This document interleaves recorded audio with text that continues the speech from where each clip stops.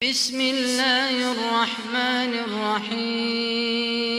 الحمد للہ رب العالمین الصلاۃ والسلام علی اشرف المرسلین وعلی آلہ واصحابہ الطاہرین الی یوم الدین، اما بعد، قال اللہ تبارک و تعالی فی کلامہ المجید والفرقان الحمید، اعوذ باللہ من الشیطان الرجیم، بسم اللہ الرحمن الرحیم۔ شہر رمضان الذی انزل فیہ القرآن ھدی للناس وبینات من الھدی والفرقان فمن شہد منکم الشہر فلیصم۔ صدق اللہ العلی العظیم۔ ناظرین اکرام، رمضان کی نیکیوں بھری ساعتوں سے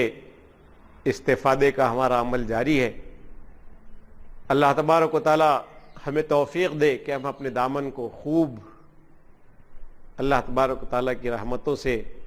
بھر سکیں، اور یہ جو رمضان ہمارے لیے رحمت، مغفرت اور نجات کا ذریعہ بنایا گیا ہے، اس رمضان سے ان تینوں پہلوؤں سے ہم استفادہ کر سکیں۔ اللہ تعالیٰ نے قرآن مجید میں رمضان کے سلسلے میں یہ بات ارشاد فرمائی ہے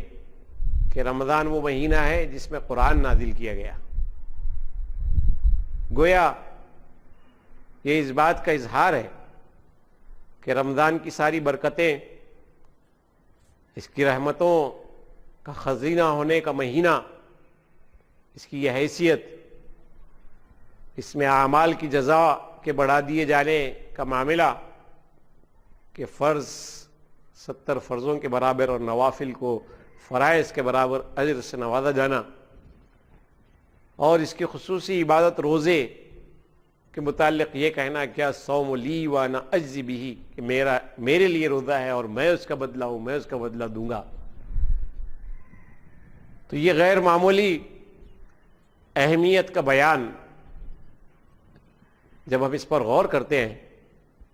کہ رمضان کو یہ مقام کس چیز نے عطا کیا،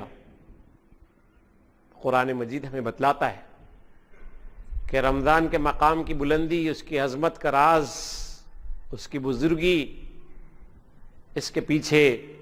جو وجہ کار فرما ہے وہ اس مہینے کی بابرکت ساعتوں میں اللہ کی کتاب قرآن مجید کا نزول ہے۔ اللہ تعالیٰ نے یہ بات ارشاد فرمائی کہ رمضان وہ مہینہ ہے جس میں قرآن نازل کیا گیا، تو قرآن نے رمضان کو رمضان بنایا ہے۔ ناظرین اکرام، نہ صرف اتنی بات بلکہ غور کریں تو یہ بات معلوم ہوگی کہ حضور نبی کریم صلی اللہ علیہ وسلم کی بابت قرآن مجید میں یہ بات ارشاد فرمائی گئی کہ اس کتاب کے نزول سے پہلے اللہ کیا ہے اور ایمان کیا ہے آپ جانتے نہیں تھے۔ آپ کو اس کتاب کے نزول کے ذریعے سے اللہ تبارک و تعالیٰ نے ایمانیات کے حوالے سے اپنی بندگی کے راستے کی رہنمائی فرمائی۔ پھر یہ کتاب قرآن مجید ہی ہے جنہیں انسانیت کے سلسلے میں، جس سے انسانیت کے سلسلے میں اللہ تبارک و تعالیٰ نے یہ فیصلہ فرمایا کہ وہ انسانیت جو اپنے اعمال، اپنے کردار کی خرابی، اپنی بدبختی، اپنی سرکشی، اپنی ہٹ دھرمی، اپنی خود فراموشی، خود کو بھول جانے، خدا کو بھول جانے، آخرت کو بھول جانے کے نتیجے میں جس ڈگر پہ چل نکلی تھی، اور جس ڈگر پر چل نکلنے کی وجہ سے جہنم کے جس گڑھے کے کنارے وہ کھڑی تھی، اللہ تبارک و تعالیٰ نے کہا کہ کنتم علی شفا حفرۃ من النار فانقذکم منہا، کہ اس آگ کے گڑھے کے کنارے کھڑی انسانیت کے لیے نجات کا ذریعہ جو چیز بن کر کے آئی وہ اللہ تبارک و تعالیٰ کی یہ کتاب تھی جس کو حضور نبی کریم صلی اللہ علیہ وسلم لے کر کے اس دنیا میں تشریف لائے تھے۔ تو ہلاکت سے بچانے والی یہ کتاب اس مہینے میں نازل ہوئی۔ محمد ابن عبداللہ کو محمد رسول اللہ بنانے والی یہ کتاب اس مہینے میں نازل ہوئی۔ یہ کتاب، اس کے ذریعے سے اللہ تبارک و تعالیٰ نے یہ بات ارشاد فرمائی کہ یہ ھدی للناس ہے۔ اللہ تعالیٰ نے اس میں انسانیت کی ہدایت کا کامل سامان فرمایا، ساری انسانیت کے لیے راہ راست کی رہنمائی اس کے ذریعے سے کی گئی ہے۔ بینات من الھدی والفرقان، اس میں ہدایت کی واضح تعلیمات موجود ہے، رہنمائی اللہ تبارک و تعالیٰ کی تفصیلا لکل شیء، ہر چیز کی تفصیلات کو اللہ تبارک و تعالیٰ نے اس میں بیان فرمایا ہے۔ تبیانا لکل شیء، ہر چیز کو وضاحت کے ساتھ اس میں اللہ تبارک و تعالیٰ نے بیان فرما دیا ہے۔ تو انسانی زندگی کے رویوں کو درست کرنے اور انسان کو جس ڈگر پر نافرمانی کی وہ چل نکلتا ہے اس ڈگر سے بچا کر کے صراط مستقیم پر لانے والی ایک کتاب اللہ تبارک و تعالیٰ نے اس مہینے میں نازل فرمائی۔ پھر یہی کتاب ہے جس کے ذریعے سے حضور نبی کریم صلی اللہ علیہ وسلم نے، جس کے آیات کے ذریعے سے حضور نبی کریم صلی اللہ علیہ وسلم نے ایک آفاقی امت کی تشکیل کا اعلان فرمایا۔ یہ کتاب ہے کنتم خیر امت اخرجت للناس۔ اس امت کو اس کتاب کے ذریعے سے اٹھا کر کے کھڑا کیا گیا کہ یہ امت اب قیامت تک انسانیت کی خیر و فلاح کے مشن کے ساتھ میدان عمل میں لائی گئی ہے۔ تو یہ کتاب مقدس ہے، اس کتاب نے امت مسلمہ کی تشکیل کا اعلان فرمایا، اور اسی کتاب نے یہ اعلان فرمایا کہ یہ امت اب انبیاء، حضور نبی کریم صلی اللہ علیہ وسلم پر انبیاء اور رسول کے سلسلے کے بند کر دیے جانے کے بعد انبیائی مشن کی علم بردار اللہ تبارک و تعالیٰ نے اس امت کو بنایا ہے۔ تو یہ کتاب اس نے اس امت کو انبیائی مشن کے علم بردار ہونے کا اعلان بھی کیا۔ اس کتاب نے ہی گویا جو ہے رمضان کو رمضان بنایا۔ تو یہ کتاب اللہ تبارک و تعالیٰ نے کہا کہ اس مہینے میں نازل فرمائی۔ غور کریں کہ اللہ تبارک و تعالیٰ کی اس کتاب کو یہ غیر بابلی اہمیت کہ اس کی نزول کی رات کو اللہ تبارک و تعالیٰ نے کہا کہ انا انزلناہ فی لیلۃ القدر، لیلۃ القدر خیر من الف شہر، کہ ہم نے اس کو ایک قدر والی رات میں، ایک عظمت والی رات میں، ایک اعلیٰ مقام کی رات میں ہم نے اس کو نازل کیا۔ اس رات کی ساعتوں کے اعتبار سے